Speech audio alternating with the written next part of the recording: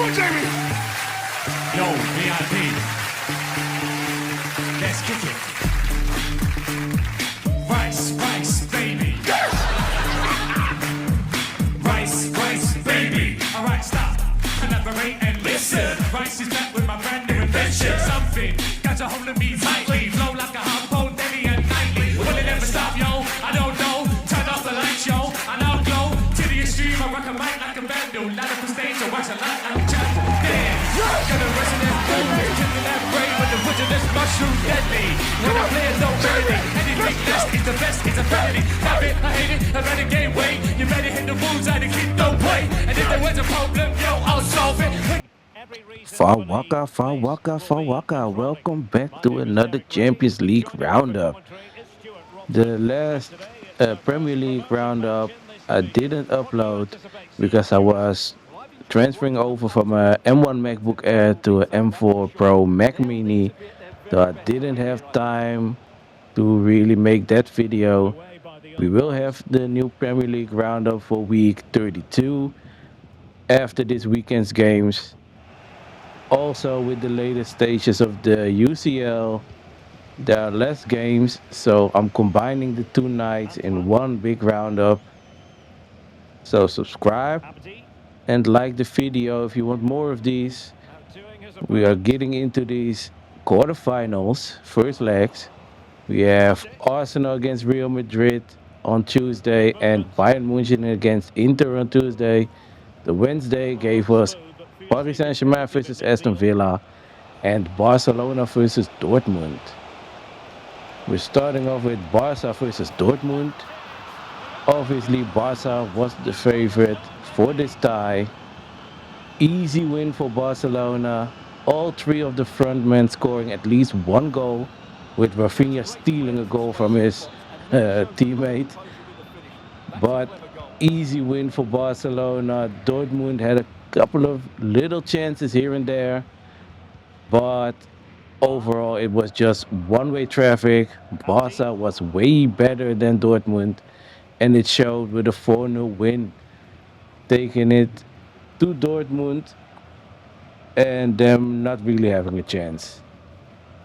Next game, Bayern versus Inter, which was a crazy game. Obviously, Bayern at home against Inter. Inter is a great defensive team, so Bayern would have to bring their A game to win this match.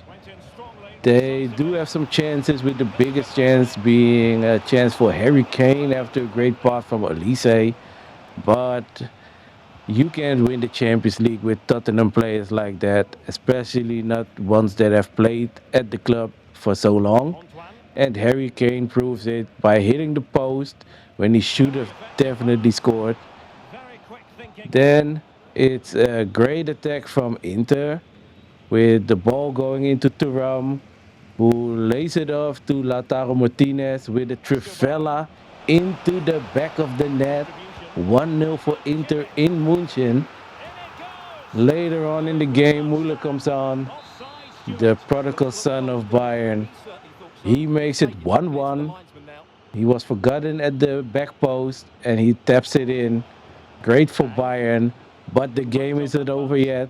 Great counter attack from Inter. And it's Fratesi who scores the 2-1. And Inter take back a 2-1 lead to Giuseppe Meazza. And Bayern is in for a really difficult task.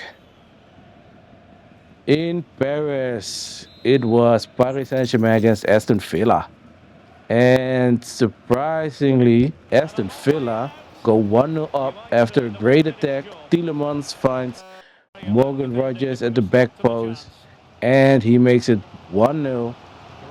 Great from Aston Villa. Una Emery 1-0 up at the Parc des Princes against his old team.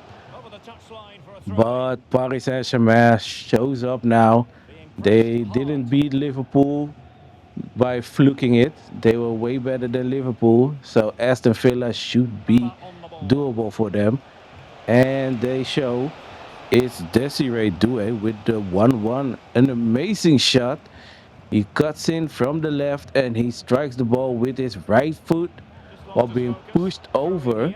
So it's really crazy. Martinez didn't have any chance. It kisses the crossbar and it goes in. An amazing goal by the young player. And then Paris Saint Germain just goes on. It's Kvaratskhelia who makes it 2-1 with an amazing strike at the near post. I think Martinez only heard the ball go past him. He didn't even see it. That's how powerful the shot was. And then to add insult to injury, in extra time, it's 3-1. Nuno Mendes, the left back, puts Martinez on his backside and puts the ball in the back of the net. 3-1 win for Paris. Going to Villa Park. They should be able to finish this off there.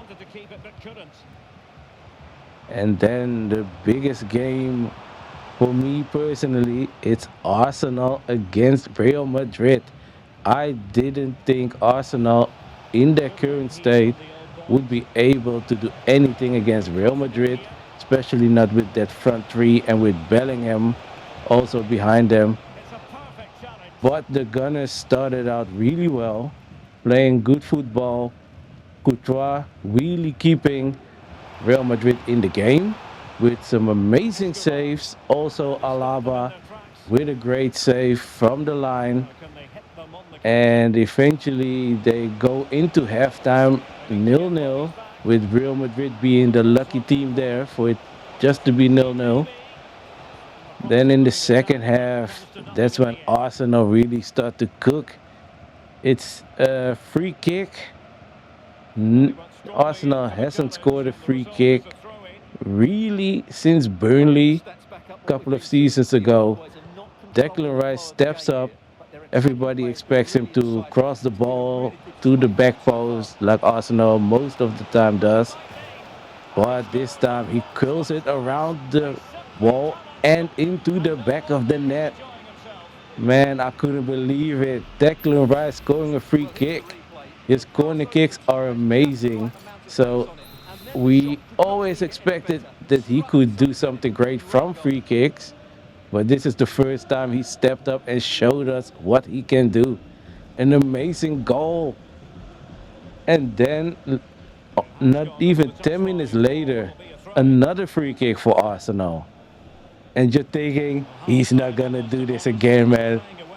I know he's on a high for scoring this first one, but surely he's not going to score a second one. But this one is even more amazing than the first one. He just shoots it into the top corner. It couldn't have been more into the top corner than this.